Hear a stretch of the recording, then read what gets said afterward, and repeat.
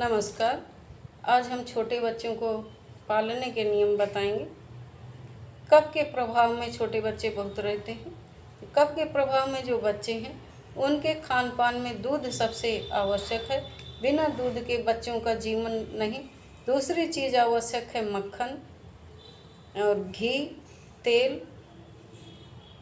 ये भी अपने बच्चों को दें। और उसके बाद जो भी साधारण चीज़ें आप खा रहे हैं वो दें। दाल चावल, मोटे अनाज की रोटी, ये सभी चीज़ें आपको देना है। गुड़ बच्चों को बहुत ही आवश्यक है, क्योंकि कफ को संतुलित रखने के लिए जो जो चीज़ें मदद कर रही हैं वो गुड़ भी है। गुड़ कफ को कम करता है।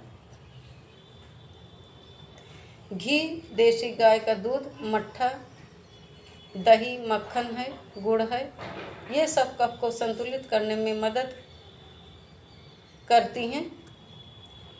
ये सब मदद करने वाली चीज़ें हैं जो कफ को कम करती हैं। गुड़ सीधे खा सकते हैं, नहीं तो गुड़ की पट्टी आती है, तिल के साथ आती है, रामदाना के साथ पट्टी आती है, मूंगफली की पट्टी आती है, चने की आती है, वो खा सकते हैं। ये वो दे सकते हैं अपने बच्चों को।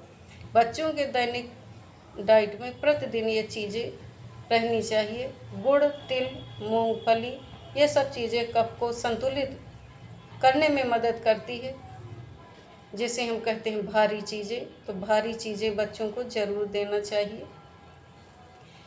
एक चीज़ का ही निषेध है, पतला आटा, यानी गेहूं का आटा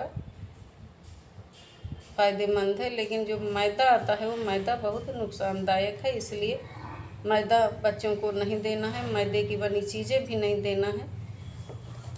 मैदे की जगह आटा की चीज़ें बनाकर देना है, क्योंकि ये कफ को बिगाड़ने वाली चीज़ है। बाकी चीज़ें कफ को संतुलित रखती हैं। मैदे की जगह आटे का इस्तेमाल करें। मालिश बच्चों की ज़रूर करें, तो नहाने से पहले मालिश करें, बाद में स्नान कराएं। स्नान के बाद मालिश नहीं करनी चाहिए। मालिश इतनी देर करें कि बगल में उनके पसीना आ जाए।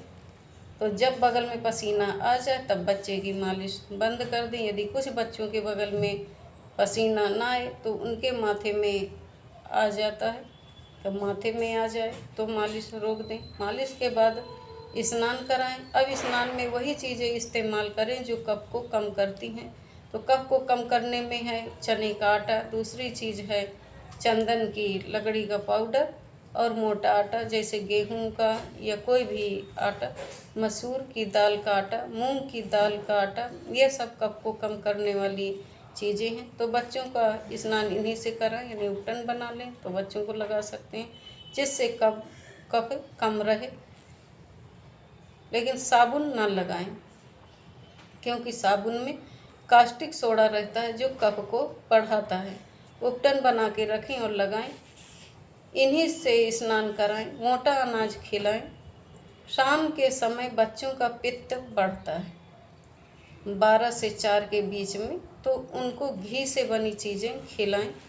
रात को बच्चे थोड़ा वात के असर में आते हैं, तो वात को कम करने वाली चीज़ें दें, जैसे गर्म और घी या तेल में पका हुआ भोजन खिलाएं। इसके अलावा अदरक है, हल्दी है, दालचीनी का उपयोग करें, जिससे वात का असर कम हो जाता है। कफ तो सबसे ज़्यादा है, लेकिन रात को वात बढ़ता है, तो वात को कम करने वाली चीज़ें दें। 7-8 बजे तक ज़रूर बच्चे को सुलाने की आदत डलवाएं। देर रात तक न सोएं कि जागते रहें बच्चे, मोबाइल देखते रहें, तो मोबाइल और टीवी या ना देखने दें। बच्चों को कथा कहानी ज़रूर सुनाएं, जैसे पहले नानी दादा सुनाते थे,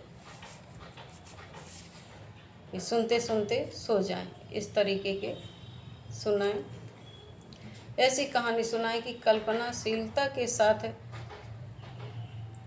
बच्चे सुने, क्योंकि उनकी कल्पनाशीलता अधिक होती है इस उम्र में। कल्पनाशीलता के साथ, क्योंकि बच्चों की कल्पनाशीलता अधिक होती है, जब बच्चे आपसे सवाल पूछे तो उनको जवाब आप ईमानदारी से दें। यदि जवाब आप उल्टा सीधा देंगे, फिर जवाब उनको जब पता चलेगा तो आपका आदर बिल्कुल नहीं करेंगे। आप उनके साथ वैसा ही व्यवहार करें जैसा स्वभाव प्रकृति ने उनको दिया है। कफ का स्वभाव यानी कल्पनाशीलता का। वह सीमा के पार जाके बात करते हैं। 14 साल तक बच्चों का विशेष ध्यान रखें, क्योंकि बच्चे कफ के प्रभाव में रहते हैं।